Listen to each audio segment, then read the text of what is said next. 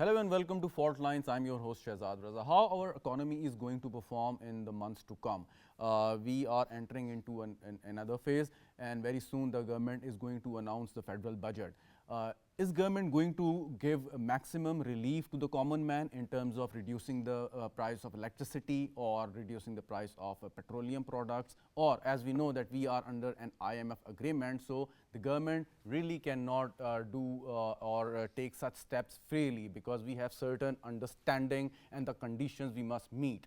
But one fact that surprises me as a layman and not knowing the economy as such is that every year we increase our target of tax revenue collection. And we manage to achieve that target somehow or the other. But if our economy is not really working well and inflation is getting down, so how can we achieve that target? At least some sectors are working, or we are very thick-skinned, I would pardon my word, but that's why we have faced and suffered so much losses and economic casualties, but still we are here, we are surviving. Not long ago, there was talk of Pakistan going default, but now we are told that we have come through that critical phase and we pulled the country back from the brink.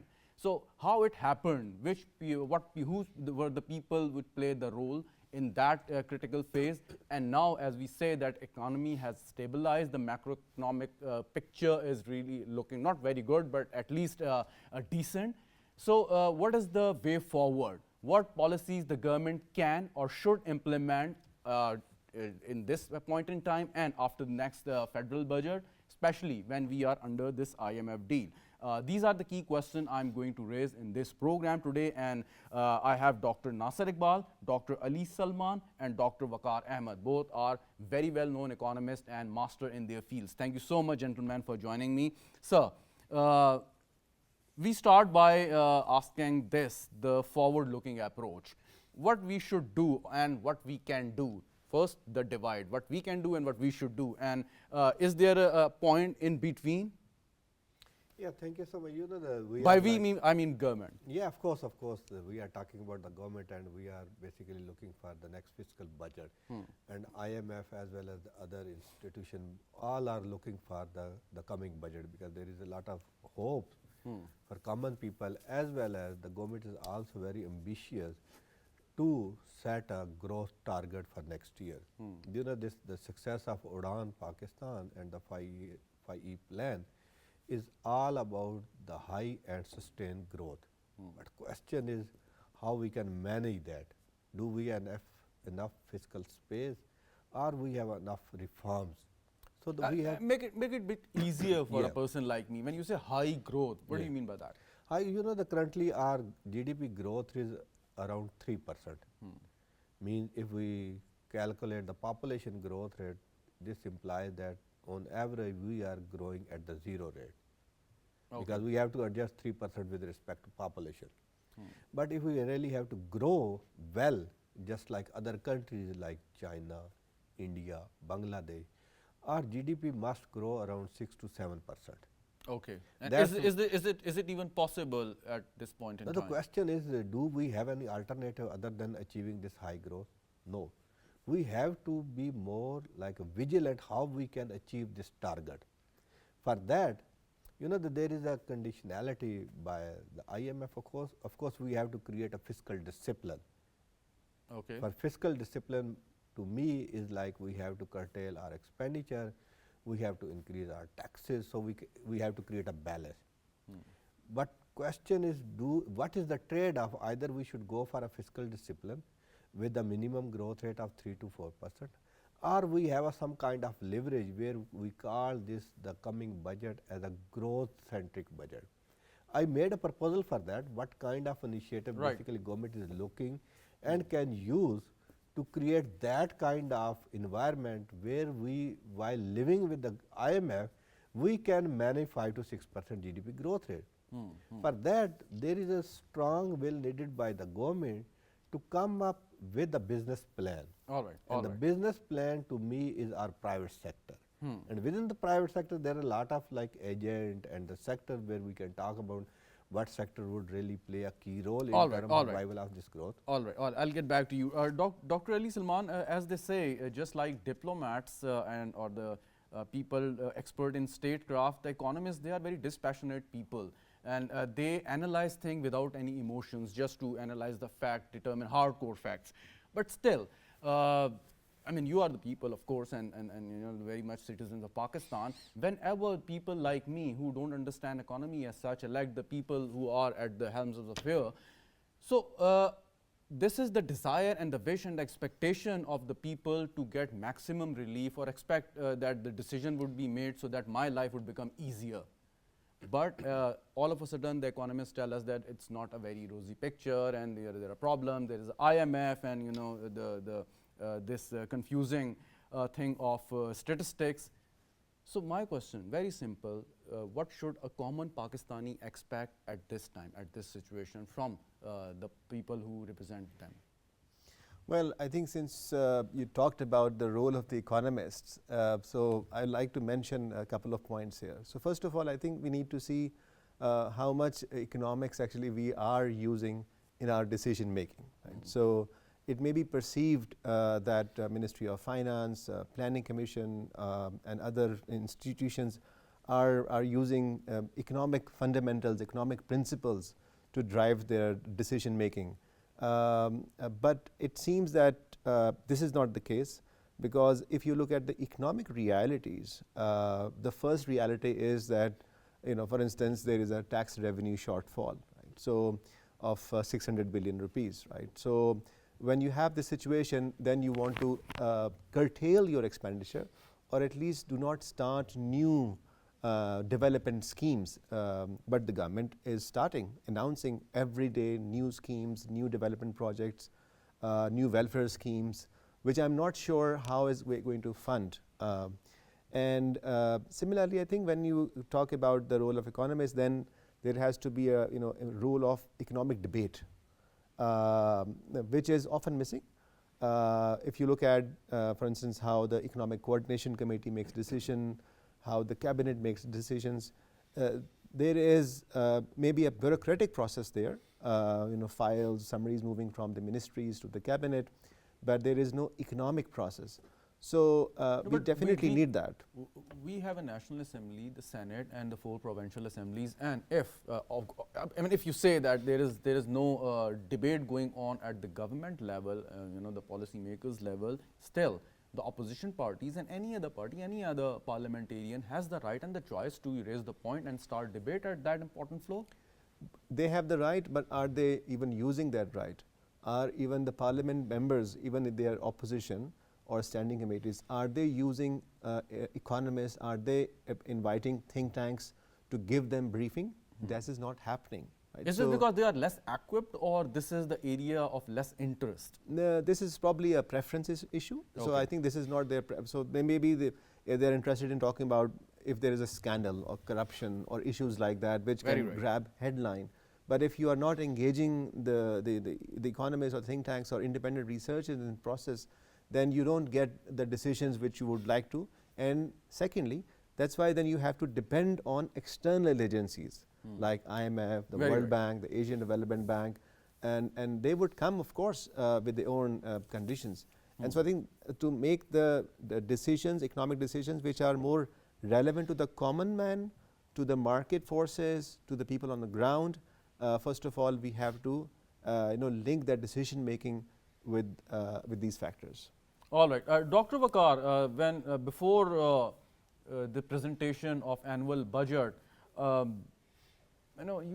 we have seen a pattern of news in every platform of the media that people, they start asking questions and start raising the expectation what relief the government is going to pass on to the common people, especially the power consumer, let's say. Is it any possibility that the people would get any major relief as a result of the next budget, or is it going to be another tough year for us? Yes, thank you very much. So I think, as you have rightly said, the Prime Minister has been concerned about this. He wants to give some relief in some form to the masses. And somehow economic fundamentals are not allowing that space to happen. IMF is also very stringent about any complacency at this stage, at least.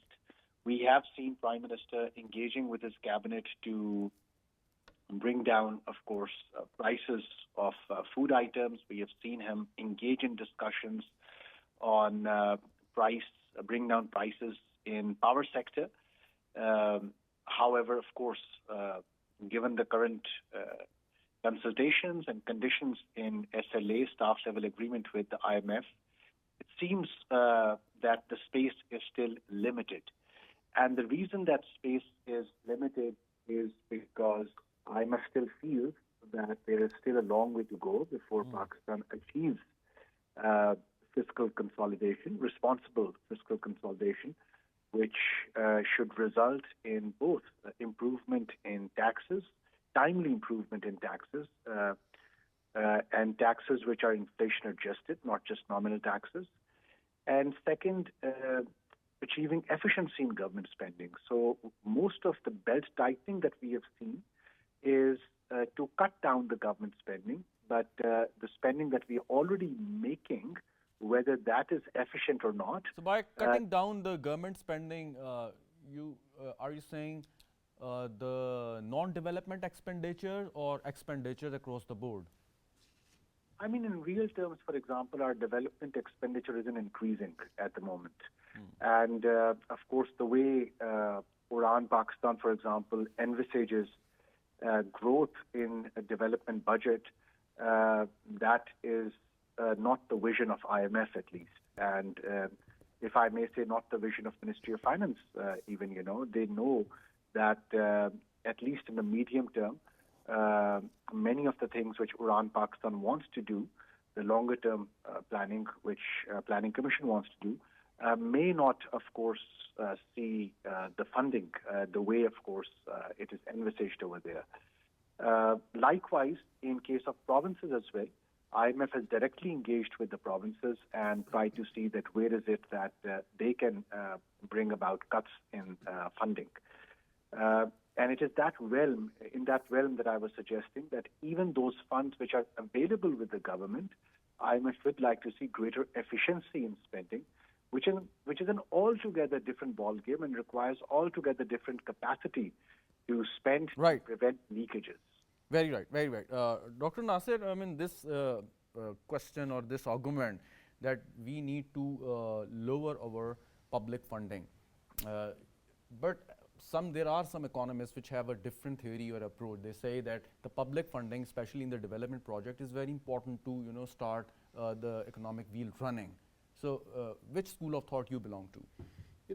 If we have our own resources and we have enough capacity to generate a dividend, probably that would be the right way.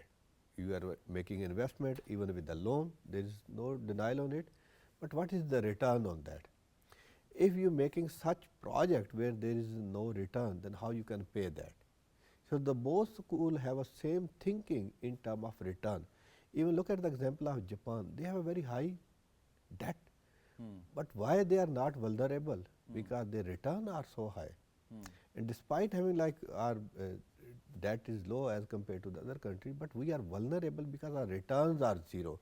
We are either paying the existing debt with the new debt or making investment in those sectors where there is no return.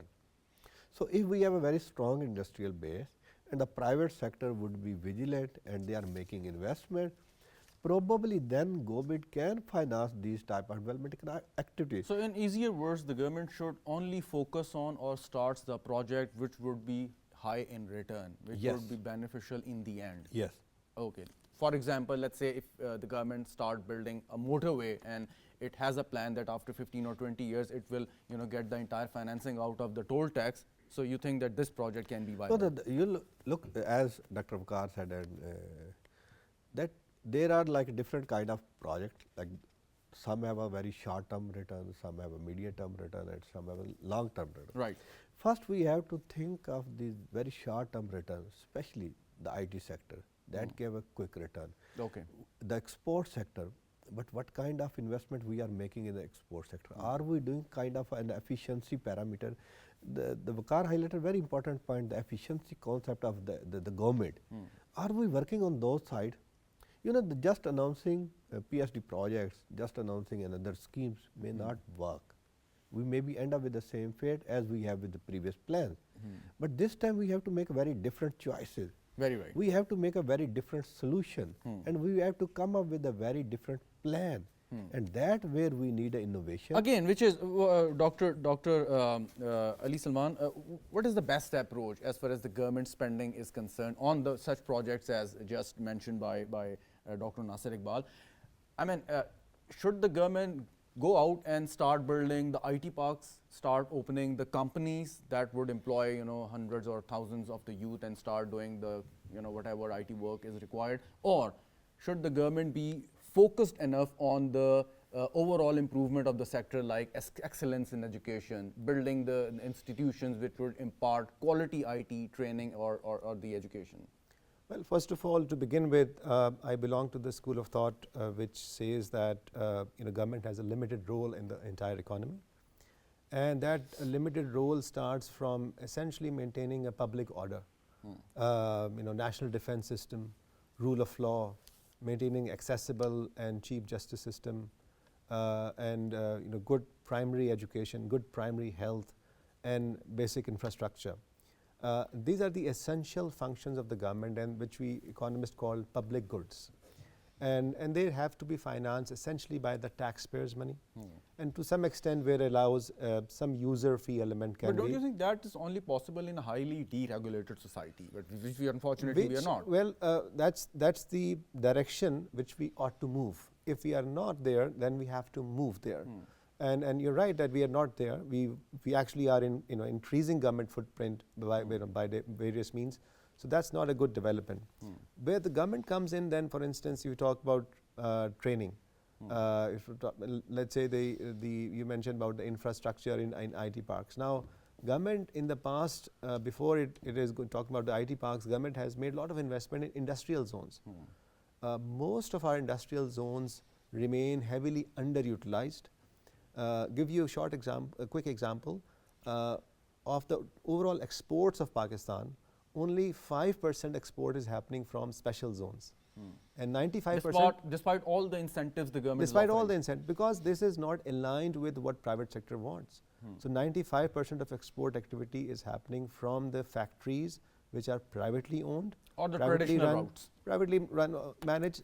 And so government can do, for instance, okay, it can reduce the tariffs. It can, if there are taxation on imports and also on exports, it can cut down those and help the entrepreneur, help the private sector to actually do more, because they are profit-seeking entities. Government is not. Government job is not to seek profit. So even if we are talking about high rates of return, it may not go very well if there is a poor management, if there is a poor selection of the project, then but what will do? We have seen and heard Prime Minister and especially the Finance Minister time and again, and they have a very clear approach that the government has nothing to do with the business, as you were mentioning. So government's role is to collect tax or keep an eye on the industry, maybe not to have one particular party has a monopoly, or the regulatory framework should be very much strengthened by the government. So this is the approach. At least we are very clear in an approach. So at least in terms of narrative, I agree with you that there is a realization which was probably not there in such visible terms before. So I'm happy to see that. But won't it take time to translate? But of course, then it needs to be translated into actual policies. So the litmus test that how serious we are in this statement is, for instance, in our tariff policy, which is going to be announced very soon, in a new industrial policy, which is going to be announced very soon. So maybe 6 months down the line, if we can have this debate, how much seriousness government has exhibited to the vision, government has no role in business, then we can only say that whether they are serious or not. Dr. Waqar, if you are the person formulating the industrial policy, which key areas you would like to incorporate which are missing at the moment in the current policy? Dr. Waqar, can you hear me? Yes. Okay. So I think first and foremost, we need to open up the markets. Currently, there's sort of regulatory burden across all sectors of our manufacturing industries. There is no sector that can really flourish under high regulatory costs, which ultimately reduce the competitiveness of any business. The second focus has to I'm be sorry to interrupt here. Can you just give us a random example that which areas which are highly regulated and the people working in those areas facing a lot of difficulty doing business? Yes. So, for example, if I pick up a very traditional sector like textile and garments, one has to go through almost 6 dozen permits and renewals of those permits every year. And each of these have a cost. Now, a large player in the textile and garment market may be able to afford that cost, but for SMEs, small and medium enterprises, they won't be able to do this. And if you want an industrial policy that brings about competition, you want SMEs to come into the market and you want SMEs to grow into this market. Right. And I think you take any sector, you take construction, it would have far more regulatory burden than any other manufacturing industry, given that there are allied industries associated with construction. You could take transport, logistics. So I think what we need to do, it's not that government is not cognizant of this fact. We do have Pakistan Regulatory Modernization Initiative, PRMI as we call it, but the progress has to be expedited on that to bring down the regulatory burden. And I believe this will be one of the key messages of the forthcoming industrial policy. Apart from that, my second wish from the industrial policy would be that we really deep dive into those elements of innovation in our manufacturing industries that can help our exporting potential. So even if that is traditional sectors or non-traditional sectors, anything that enhances their export potential should be high up on the agenda of industrial policy. And my last and final thought on this would be that we really have a very weak understanding of how our industry will embrace AI and emerging tech. This is where I think the chambers of commerce, they need to do a lot of effort on their own. Industrial policy, I've heard talks about it, that it can play a catalyst role, but that's a demand side effort which industry needs to buckle up and do on their own. All right, all right. Would you like to say something on this? Yeah, you know, for me, the industrial policy would be a one-liner. Let them people to work with only 2 requirements. One, you need a valid CNIC.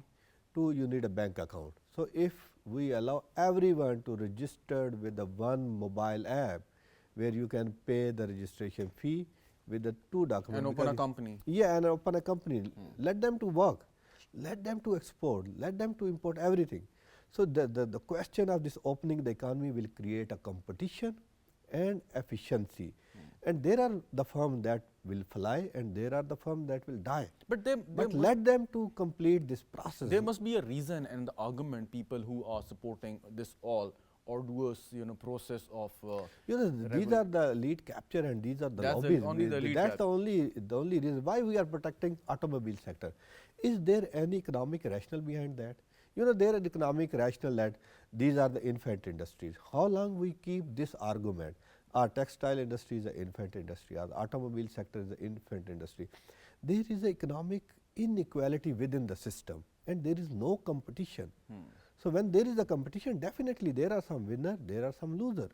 And this is like a very standard approach all over the world. Look at the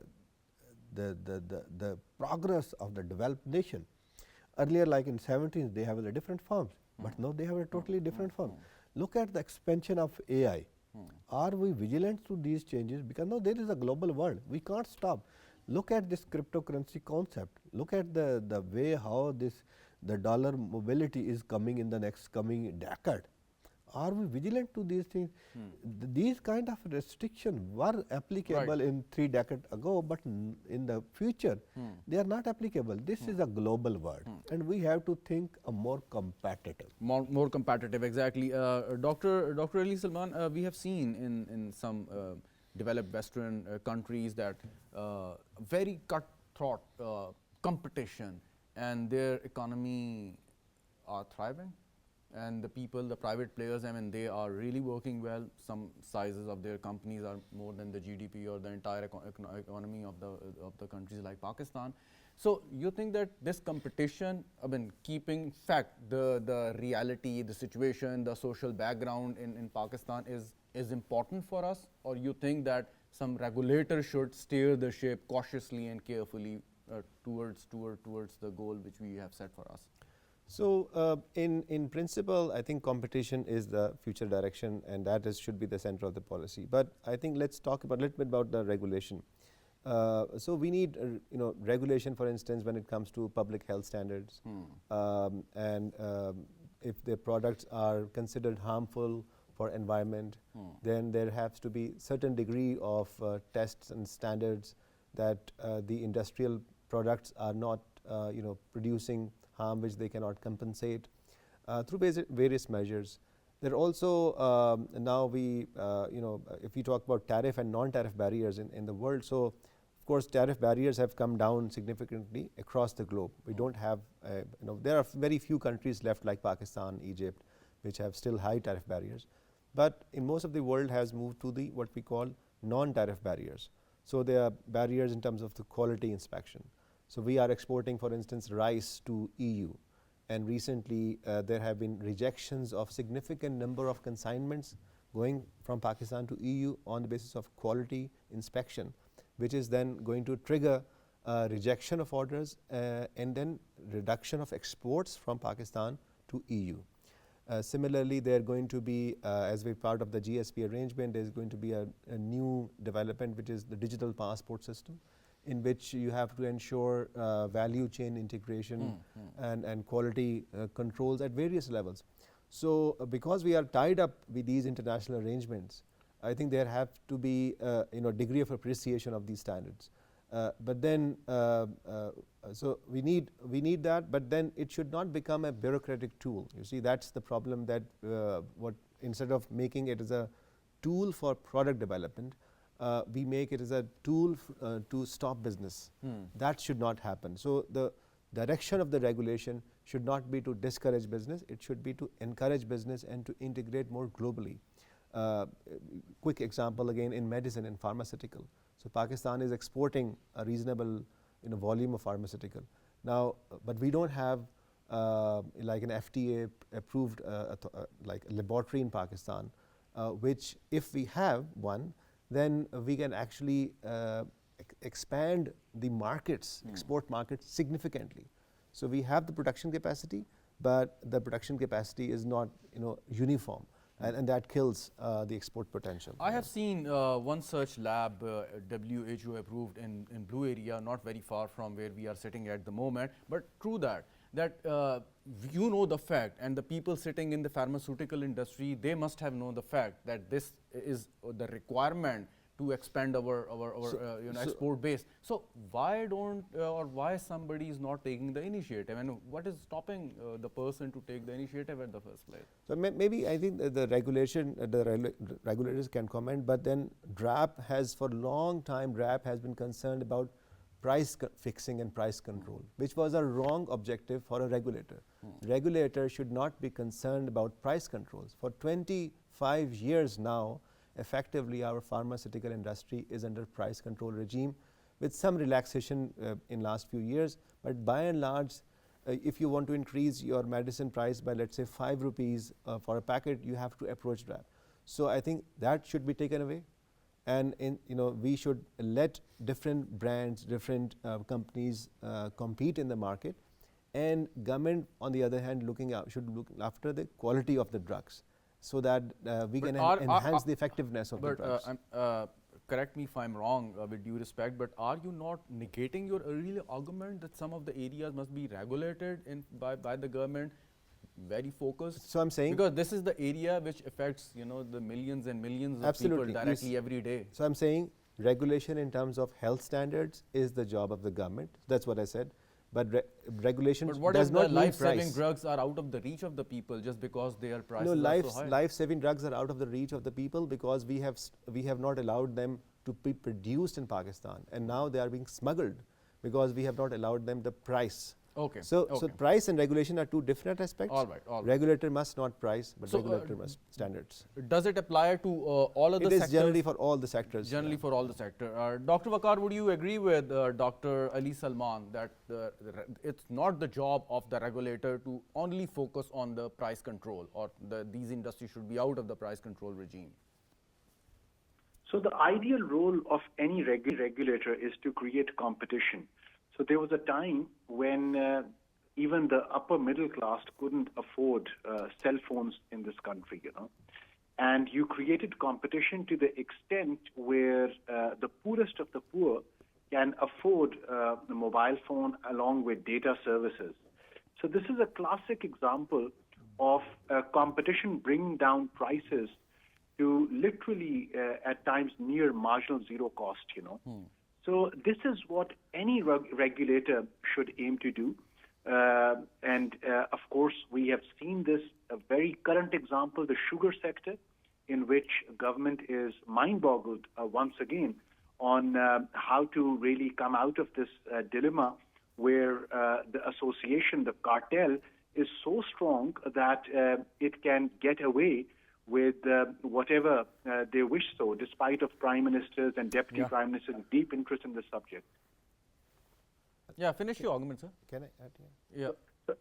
So basically, in this case, for example, in this sugar case, for example, there is a regulator who has to come into picture, and somewhere there's a deficit of either capacity or resources which is not allowing the regulator to exercise its powers. I'm specifically referring to, for example, the Competition Commission of Pakistan, which, if empowered, could really help the overall distortionary pricing if it exists in the market, and be also a market creator for all sectors. So creating competition or encouraging competition is the right approach. Yes, Dr. Ali Salman, you want to Just say a quick something? intervention here. So actually government itself is responsible for creating this.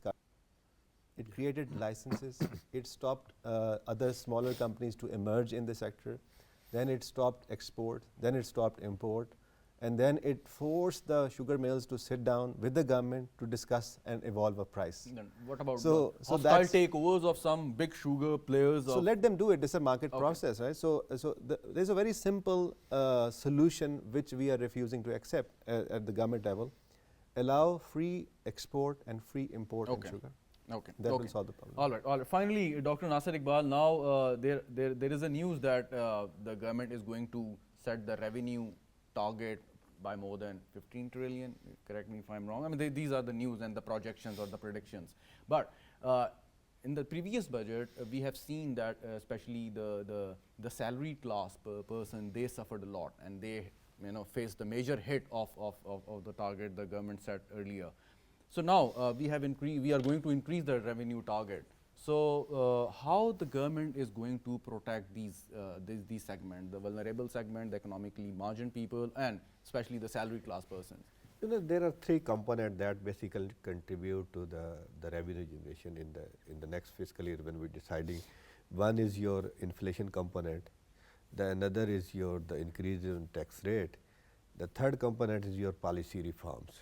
The easiest part for the government always is to increase the tax rate and probably taxing the existing tax net.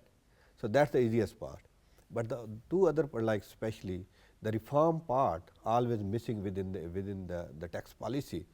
So if you really the 15, like the new target is not impossible, but the approach is that where we are basically killing the existing taxpayer. If we even remove the tax expenditure part, that is more than 3 to 5 trillion, the deficit would be finished. So we don't need to increase the tax rate. Either we have to ask those are getting these kind of exemption. Would you like to elaborate this point? That the government every year give a lot of exemption to the different sectors on the name of tax expenditure, on the name of tax holidays, on the name of tax return. Ali will add into that. But that is around 3 to 5 trillion amount, and that is much higher as compared to the rest of the world. Of course, there are a couple of sectors where you have to subsidize if they are like so important. But we are giving lot of money in those heads, and just remove that. That is the first step. The second is the policy reform. Around your informal economy is out of the tax net due to the regulations and other stuff like. Let make everyone as a part of tax net by again making like a one mobile app. Let them to register on those mobile app. Make a 3-liner tax registration form where you just need to put your income, you need to put your expenditure and the tax you are submitting. This is the starting point. Simplification of the process. The regulation, I just want to add one comment on what regulation mean for me. Let's see the quality, the environment, and like a couple of other things, those are super important for every sector. Make it as a compulsion for everyone. If I am going to register a company, I have to take all those steps as a given. I don't need any approval, but I just need to follow those principles. Right. This remove the approval process where Dr. Vakar said. But there has to be a check and balance on the check areas and balance is the Dr. next. Ali Salman was check mentioning. and balance is the next step. If I am violating any kind of quality parameter, stop me. Make me an example that no other company will do that. And we are relaxing those steps and making first step as a difficult part. Dr. Ali Salman, finally, I know you can talk a lot how to increase the revenue collection or how can the government achieve the revenue, these tax targets. But my point is, of course, you are going to set a higher target than the previous budget. How you are going to protect the people which are suffering the most because of the high target?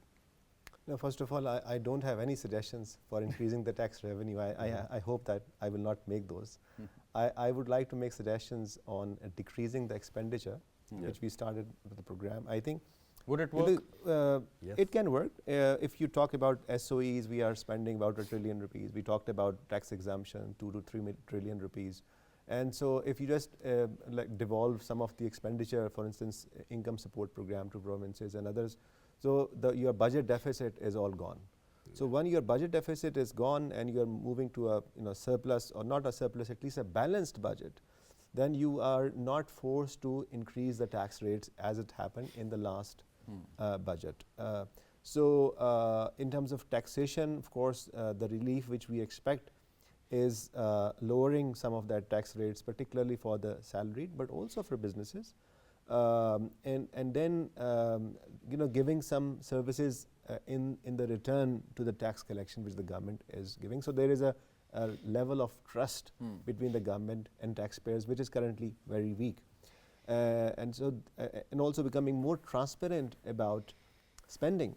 Even if we cannot control spending realistically in a short run, let's become more transparent about it. Very right. But I mean, the steps you are suggesting at the moment, like getting rid of the loss-making entities, or tightening the belt, maybe expanding the tax net of involving including more and more people, or the areas which are not really paying their due taxes. These are the long-term processes. It cannot be done over the period of 2 months or overnight. I'm talking about the next budget, which is around the corner. No, you just have to make an announcement. It will happen next day. We are just not making those announcements. We are just too afraid of taking any bold measure in any area of the economic policy right now. Why are we afraid, Dr. Vakar Ahmed? There is a political cost. We have a political will. I mean, the Prime Minister has time and again giving us the hope that this is going to be the last IMF program Pakistan has accepted, and the Finance Minister has a very clear vision how to steer the economy out of troubled water. So why is a sense of reluctance of taking those bold decisions? I think bold decisions are tough and they have costs. They could cost votes, and any political government would be very careful on how they package these bold decisions.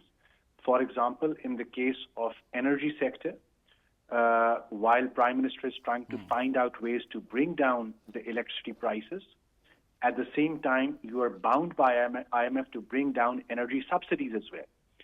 So I think it is a catch-22 position in many of the areas where tough reforms are required. Ultimately, It's an elite bargain.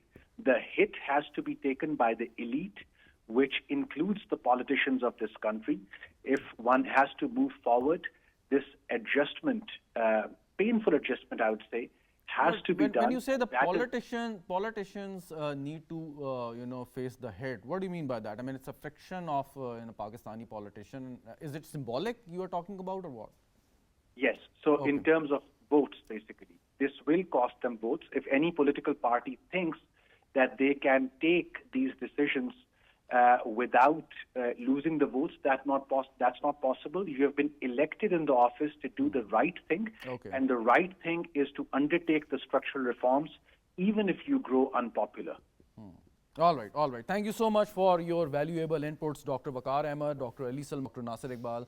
Thank you so much once again for joining me in the show, and thank you so much, viewers, for watching the program. That's it from now. Thank you, and Khuda Hafiz.